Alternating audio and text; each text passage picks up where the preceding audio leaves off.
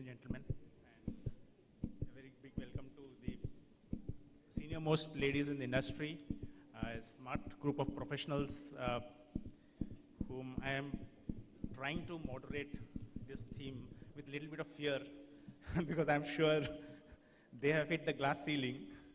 They feel that this retail industry is not one with an equal opportunity. I think I have been hearing them, and they feel that there are not enough women in this industry, although the women, as per them, are the best suited for the industry in terms of the skill sets and the advantages they have. So I think we'll try to have a lively discussion, and then we'll open up the session for the audience. So my first question, maybe you can pick it on of whoever wants to answer, do you all really believe that there is a glass ceiling for women professionals in this industry?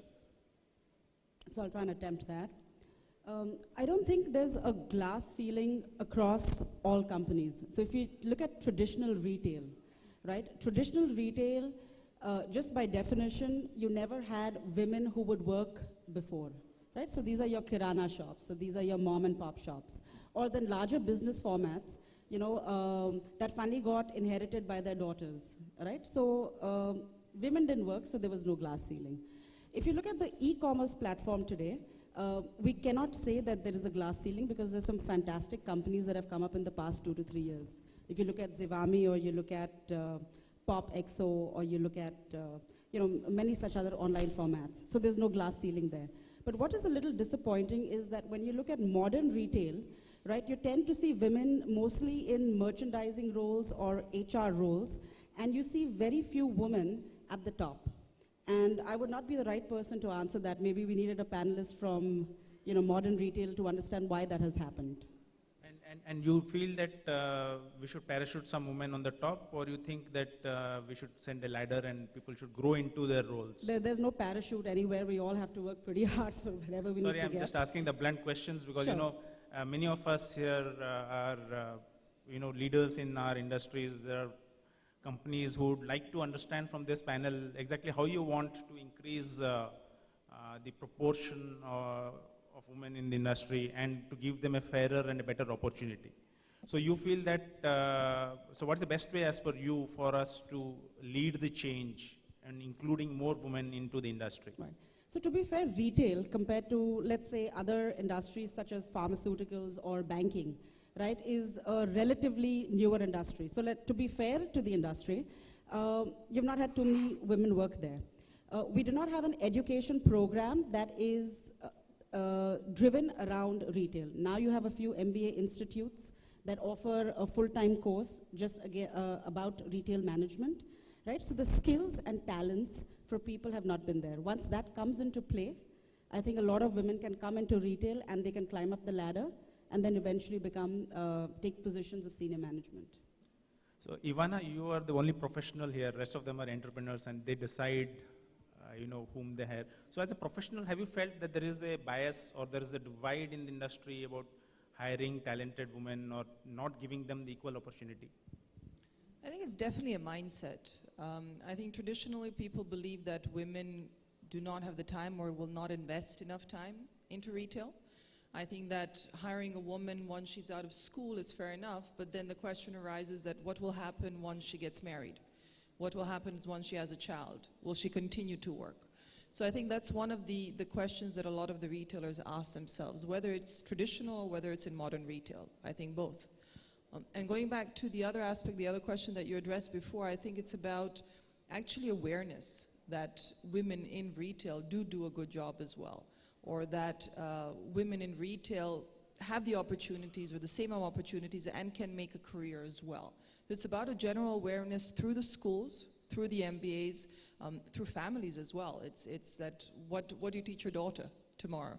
What are her career opportunities? So I think all those aspects come into play, and it's actually a part of a bigger picture. It's not a very small picture that we're looking at. It's a very big picture.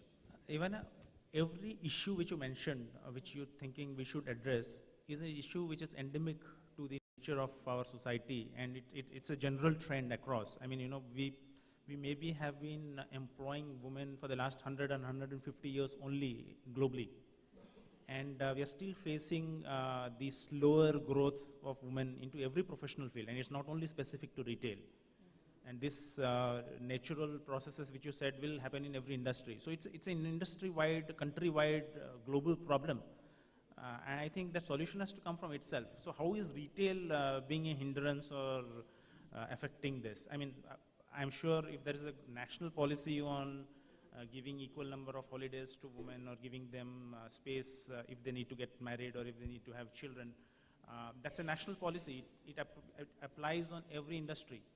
So what is it extra that you need, that the retailers need to do to empower women more?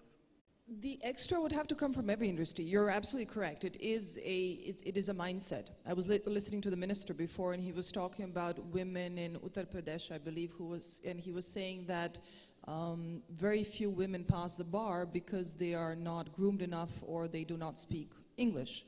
So it's a matter of education, right? But that's a nationwide problem. But when talking about retailers as well, again, the mindset of a retailer, I think maybe actually the solution would be having more panels like this. Maybe having more women that are being glorified in retail to give as a very good opportunity for other women to emulate them. Because at the end of the day, where do we understand where we want to be? It's from what we see every single day. It is what is in the magazines. Interview with women like these that are on the panel as well. I think that would maybe make women actually get and understand that this is where they want to reach, and from there on will the path or the seed be sown. See, from my point of view, this panel itself is an example that we have got topmost talent among women, and you all are sitting on this panel. I come from an organization, I work in JLL. The proportion of women in our organization is about 22% now, but it has been a conscious change over the last 3 to 5 years. In a profession which I'm again in broking, and people don't think that women will be wanting to do this broking. 7 of our 8 leaders in the markets business are women. 7 out of 8. 3 of our city leaders who are the topmost levels in the country are women. So I think given a chance, they will be able to fill any role and any shoe and do it well. Obviously, we are keeping them for the talent and for the value they add to our organization. But it is also a double-edged sword. There has to be somebody willing to walk that extra mile to take up the opportunity when it is given to them. You know, there is an opening which comes up, somebody should say, I want it, and give me a chance. So do you see that, and all of you hire women professionals, do you see that aspiration for wanting to excel? I mean, I'm not even trying to divide that, you know, there are men and women whom we are hiring. All of us are wanting the best talent for the best role and somebody who is aggressive and delivers more value. So do you see that aspiration and say enthusiasm in women to come up the ladder and breach that glass ceiling or whatever the ceiling is?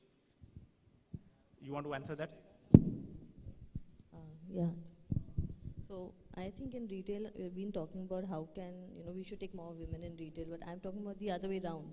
How can we attract more women to want to be in retail? I think women are very smart. If they feel they're not getting a good enough opportunity in retail, they'll go elsewhere. So how can we offer them a good opportunity and show them that they could rise? So not just be like a merchandiser or something like that. So I think, and that will not just, of course we have to take in more women at the grassroots, that's true, but give them a more opportunity to show their skills and grow so that they could rise to the top, So my question again is, I hear merchandise.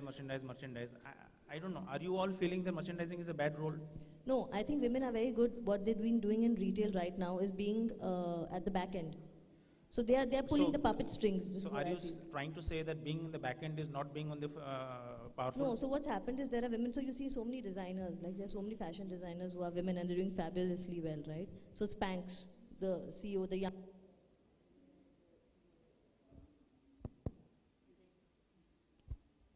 So if you heard of Spanx, she's the youngest millionaire CEO in the US, right? So what I'm trying to tell you is that it's not that, So it's not that the women have to be, so it's not that they just want to be at the back end or something like that. But if they see an opportunity for growth, they will take it. No, so my question again is the same thing which I asked Ivana, and I specifically asked her, that do you find the women you hire aspiring for the roles? Now you're telling me that they are only being slotted in merchandising or some other roles. Right. Are the women wanting something different? Has somebody come up and asked an So organization? you've got to that- ask them. See, that's what I was telling you. So women may not be that vocal as men. So it's been proved that women don't negotiate their salary as hard as men. If a man walks in and says that, no, I want this salary, it's okay, fine, you know. But I don't think there are so many women who would do that. So this is what, I have hardly any women who come up and tell me that, you know, increase my salary. But I'll have men come up and tell me that, no, I have got a family and I've got stuff like that.